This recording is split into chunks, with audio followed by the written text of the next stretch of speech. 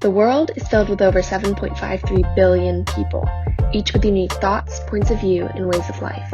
You pass a stranger on the street and think about them for less than a second. The moment passes quicker than a blink of the eye before you continue on with your day. But what if you had more time to experience what they were going through? My name is Alex and I've been in Australia for a total of 2 months.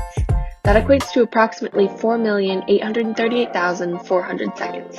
But with the remaining 60 that I have left, let me try and explain to you what a day in my life looked like.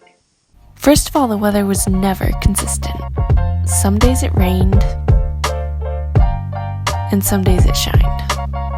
And some days it was calm, like really calm. But that calm was often needed in order to embrace the beauty around us. I dove to find some real fish.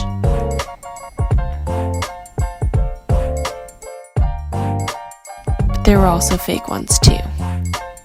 And there was rarely a bad moment that getting outside couldn't fix. There was food and music,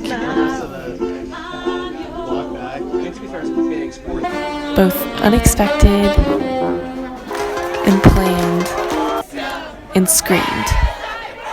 So no matter where you are or where you live, embrace every second.